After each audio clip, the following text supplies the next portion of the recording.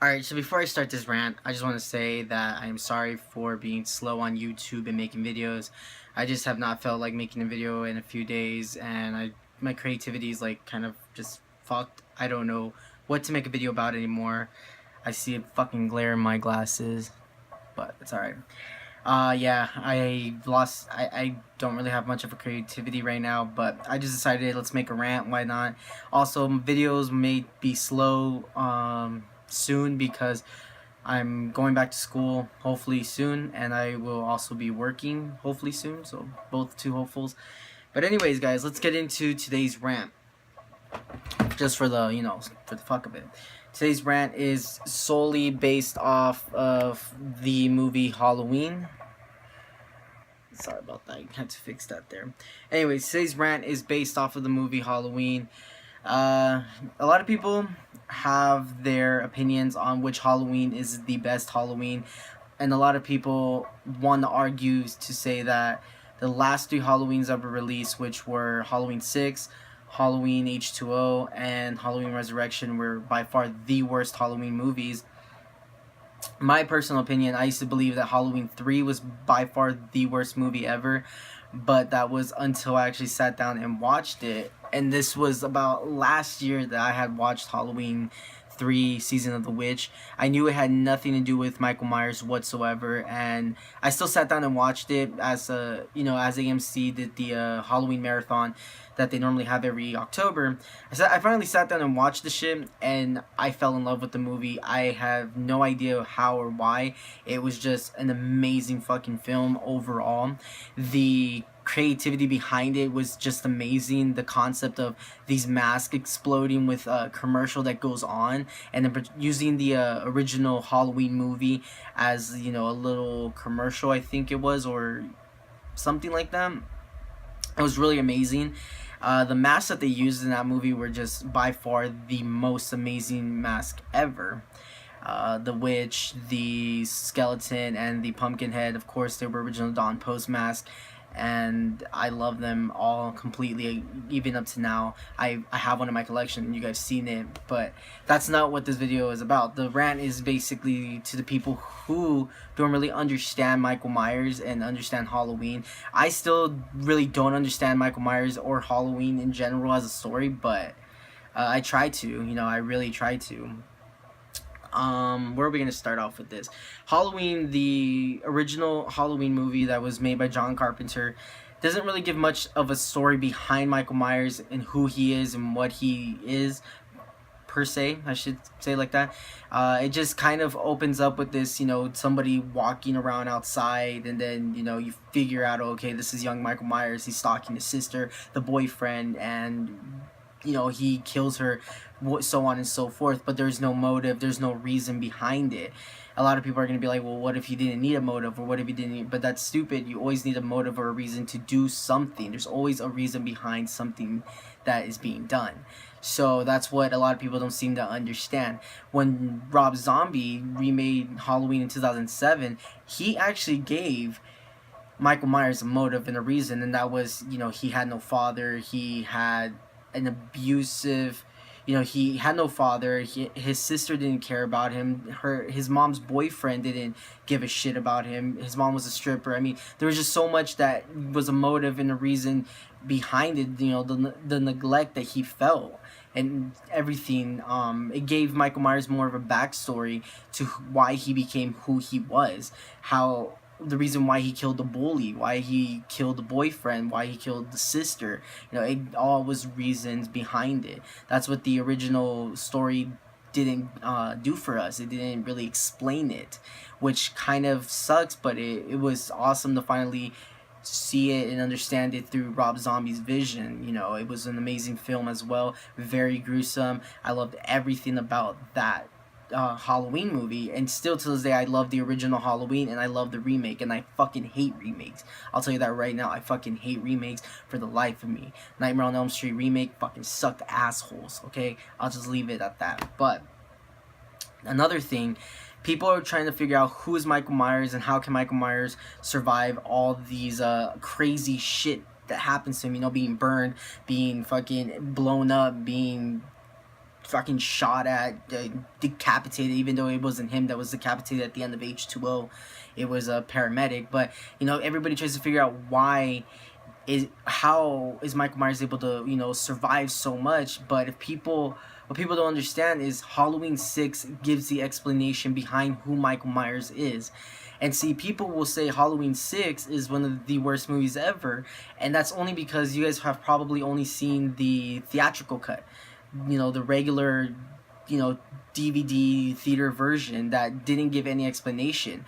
If you actually sit there and watch the producer's cut, you know, there is a director's cut, but I heard from, you know, from everywhere that director's cut is just a little bit more gruesome, nothing really special, but the producer's cut is where it's at. If you actually sit and watch the producer's cut, then you will understand the supernatural being who is Michael Myers and what made Michael Myers who he is and how he is. That's what I loved about the producer's cut, is that there was a lengthy story that gave answers that when you watch just the standard version of Halloween 6 Curse of Michael Myers, you're left there with, well, that doesn't make sense, or, you know, this doesn't, you know, make any sense. You know, what is this about? What is this? What's them and those, you know? That's what Halloween 6 producer's cut does. It answers all the questions that the standard version never answered. It gave more of a backstory of who Michael Myers was. You know, the thing that I wish they would have done was continue the story after Halloween 6. It would have made more sense, like how they intended to, but may he rest in peace, Donald Pleasance, who played Dr. Samuel Loomis, he had passed away, and they just completely dropped that story and made what you saw then, which was Halloween 20 years later, and then Halloween Resurrection, 2 movies that completely destroyed the fucking storyline, you know, because in Halloween 5 you take the last events of Halloween 5 and you see when, you know, at the end of the movie when the mysterious man in black comes and collects Michael Myers, you see in Halloween 6 producer's cut why and who it is, and you start learning more behind this I don't want to say cult, but I think we can say cult. I think it's safe to say like that, or whatever the case may be. You start learning what, you know, what it all means. It was a complete amazing continuation. Halloween 6 was a complete amazing continuation from Halloween 5 as a producer's cut. You know, it made more sense, and it gave more, you know, like I said, it gave more understanding of why Michael Myers can survive so much and why Michael Myers has been doing all this stuff. And I think that's what a lot of people don't seem to understand. You can't just eliminate, the way I used to. I would eliminate Halloween 3, even though I know it has nothing to do with Michael Myers. I used to eliminate it as a film and say, no, fuck that, I'm never gonna watch it, it's not worth it, until I actually sat down and realized, okay, it has its own story. And what people don't seem to understand either, I just really found this out, and I don't even know if it's true or not, but the original girl who played Jamie Lloyd in Halloween 4 and 5, Daniel Harris, there we go. Daniel Harris was originally, I don't know if it's true or not, but I did read somewhere that she was originally supposed to come back to Halloween 6, Curse of Michael Myers, to portray her original role as Jamie, but because of the money that she wanted, they couldn't meet her needs, so she couldn't be in it, so they used the actress that they used then, which was pretty cool. It worked out at the end. It didn't really matter, you know. Another thing that people don't understand is that Jamie Lee Curtis, who played Laurie Strode, there we go. Jamie Lee Curtis is the mother of Jamie Lee Curtis. Yeah, Jamie Lee Curtis' character, Laurie Strode, is the mother behind Jamie and behind her son that she has in Halloween 2. It just never, there was no story there on how that all came to be, how she was the mother of Jamie, and it never made sense, but still, you know, the same way it didn't make sense how she had a son. So basically, all in all, she had 2 kids, and of course one of them dies, you know, not the son, but, you know, Jamie died in Halloween 6. But overall, the story behind it, you know, behind who Michael Myers really was and what he really is really explained in the producer's cut of Halloween 6 Curse of Michael Myers. And I just want people out there who are knocking it down, saying, oh, Halloween 6 is the worst, blah, blah, blah, blah, blah. Just sit down, watch Halloween 6 producer's cut, and then watch Halloween 6 regular, and you'll see what I mean, how there's more of an explanation and story in the producer's cut, and how you can understand Michael. Let's disregard the last two films, H2O and Resurrection. If those weren't made and the story continued from Halloween 6, I think the series could have been successful. The same way that Texas Chainsaw Massacre 2003 and 2006, it's its own plot story. I did a review on that as well.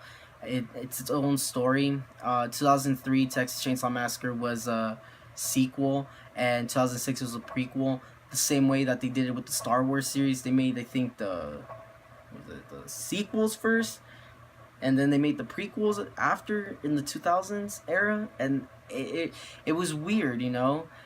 And then, you know, it's just all these movies do that type of stuff. A lot of these horror movies do that type of stuff, you know. If you take also, for instance, you know, I'm just rambling on, but if you also take, for instance, Child's Play, the first Chucky film, the continuation story behind that, oddly enough, is in the comic book series. If you have not read them, you actually see there's actually a continuation of the story from Child's Play 1, the movie, in the comic book adaptation, which is pretty crazy to me. But I've done enough rambling. I've talked enough. This has been my rant for the day for you guys. If you guys did like it, make sure you give it a thumbs up, and don't be afraid to hit subscribe, because I will be bringing more rants and shit like this if you like them. I don't know. I'll probably be doing more videos like this. I don't really know. But that is it for me, you guys. I will see you when I see you guys. Alright? So peace. Have a good one. See you soon.